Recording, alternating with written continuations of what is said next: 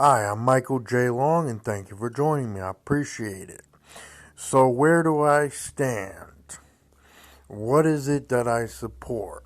Well, I stand for I stand with regards to regarding the reduction of government. First off, I want to state that I support having a small, limited federal government with less taxes, less spending, and maximum freedom. And I want the same for the local, state, and county levels too, levels of government too, and especially also the federal level. I want people to be free to decide for themselves what they choose to put in their own bodies, how they choose to live their lives, and how they and raise their children, and how they choose to spend their money and work. First off, I want to abolish every single federal government agency, with the exception of Medicaid, Medicare, CHIP, Social Security, which I support cuts for among the people who don't need to be on it. Customs, ICE, and Border Patrol for immigration-related purposes, as far as let me see, and I support but I support uh, the abolishment of all other national police agencies, thus including the FBI, the CIA, and I want to privatize the National Weather Service, the VA, and the U.S. Postal Service. So, number two thing I stand for is tax reform.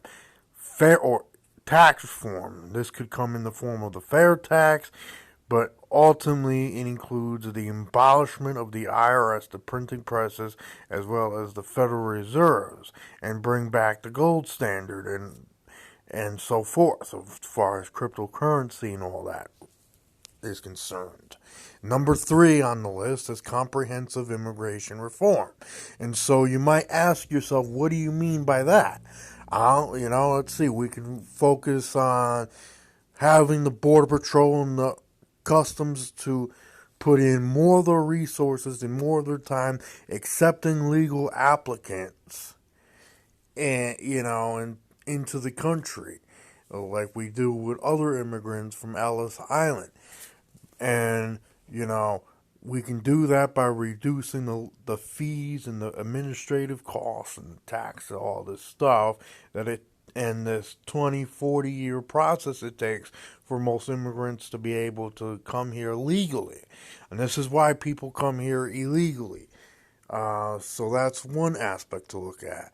Abolish Common Core. Number 4 on the list. Abolish Common Core on the national level and the Affordable Health Care Act. Abolish corporate welfare and subsidies and eliminate eminent domain and asset forfeiture, which therefore it's self-explanatory. Asset forfeiture is where the government takes your property without permission and just uses it for whatever they want. Let's say you committed a crime or whatever that crime a victimless crime. Well, let's say that you committed a crime that included a victim. Or any crime for that matter. They come in, they take your property, whether that be your house, your home, your money, your belongings, etc., and they claim it as theirs. That's wrong. That, along with eminent domain, the seizing of private property that you paid and you privately purchased, it's yours. Yeah, these kinds of eminent domain and asset forfeiture, I have a big problem with. A lot of people do, because they're just coming in and taking your property. Even if they had due process to arrest you and have you convicted and thrown in jail, none of that should include the taking of private property that belongs to you or any of your belongings, unless those belongings could be proved as stolen property. Then they may have a right to take it to then give back to the original owners. But to sit there and take something that belongs to you because you got arrested, yeah, that's wrong. I have a big problem with that. Anybody who supports freedom should work to reduce spending and eliminate the Department of Education. protect gun rights on the local, state, county, and federal level. And the federal government can easily do this by enforcing the Constitution onto the state governments that formed the federal government because as a result of the Shaves Rebellion and all that. So the end the drug war, that's number 8 on the list, and legalize marijuana for medical, recreational, industry use, and legalize all other drugs and or decriminalize them. Foreign policy. The United States needs to withdraw from Europe, Asia, the Middle East, and bring all of the troops, the U.S. military home, shut down the military home. Let's bring our troops home. Let's bring our whole military home. And let's shut down all U.S. military bases that we have in foreign countries all over the world. So shut down all the foreign military bases that we have from the United States. And withdraw from the United Nations and NATO. I'm a big supporter of withdrawing from the United Nations and NATO because we don't need to be part of any international alliance like that to keep our country safe. Reduce government and this further entrenches upon our freedom and civil liberties just being part of the United Nations and NATO. Reduce government barriers to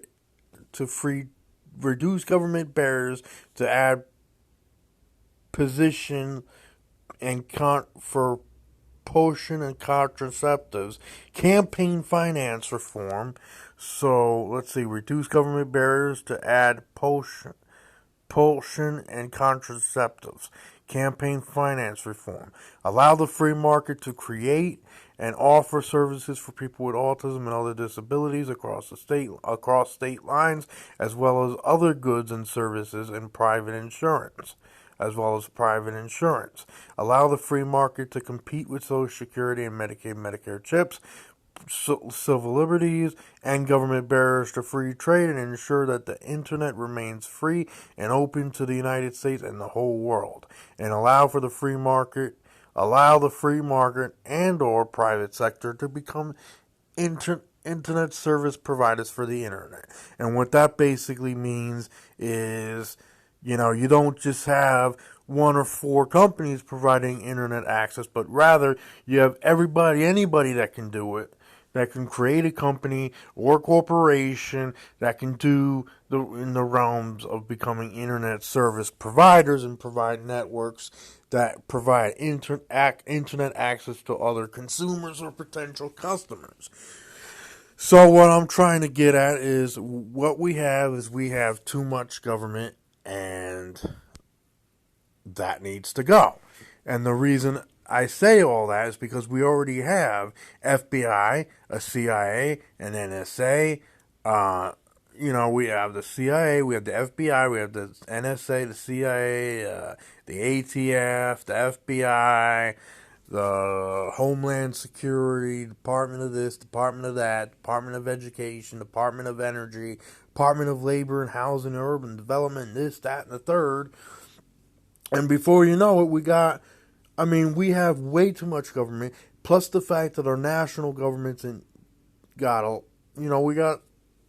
we don't need monetary policy and all this garbage that we have with the IRS and the Federal Reserves and all that. I say we get rid of the IRS and the Federal Reserves because they're printing money out of thin air and they're devaluing our currency, and plus the fact that we're borrowing from China and other countries, and we need to allow the free market to worry about our economy and not the government. It's not the government's job to boom our economy or bust it. It's not the government's job to just go to war whenever they feel like it, and especially when there's no threat or impulse of imminent danger or force. So I think a lot of what government is doing is wrong, and we need to do everything we can to get libertarians elected or try to influence those that are already elected to try and reduce the size, power, and scope of the federal government. I am not in favor of increasing the tax rate any more than it has to be. I'm not in favor of, all this other rigmarole. Even with, we got to come together and say, look, this is what we're going to do. We're going to reduce the size, the power, and the scope of the federal government. Because here's the government's too powerful. The government's too big. Even the office of the presidency in general is too big. And just recently, President Trump had ordered a strike on Iran and called it off at the last minute. The idea being was that we had a drone that got a U.S. drone that actually got shot down by the Iranian missile defense services. So they were flying right into Iran to spy on them and all this other kind of garbage, and Iran shot them down, and we're making a big deal about it, right? But how would we like it if a foreign country did that to us? We would probably try and shoot that foreign drone down on our territory, especially if it was flying on our territory, like if Russia and China did that to us, or if Iran did that to us, or any country for that matter. But then, when we're doing it to them, it's suddenly not okay for them to defend themselves. Just like this whole mess with Iraq and John Bolton under the Bush administration. And by the way, John Bolton got reappointed in the Trump administration, and all he is a puppet to the Israelis and Benjamin Netanyahu, who is basically, his interest is for us to go to war and be the policeman of the world, because he sees us as the superpower. And we are a superpower, but that doesn't mean that we should go to war whenever our president feels like it and police the whole world. In fact, because we are the superpower, we have a greater responsibility now to follow our Constitution and be and to enforce a non-interventionist foreign policy, and to have that. So yeah, a lot of stuff's going on with this government that I don't like, and that a lot of people don't like. But it's the nature of the beast, and you got a lot of people in the Republican Party and the Democratic Party. You got a lot of people on the left, a lot of people on the right, and when it's their president that's in power, when it's their turn to be the policeman of the world, they're going to do it. Well, guess what? We've had enough of that. I don't know if we all have, but, most of us libertarians have. In fact, all of us libertarians have. But it doesn't seem like it matters when we vote. And that's what, because the majority of most other people don't vote.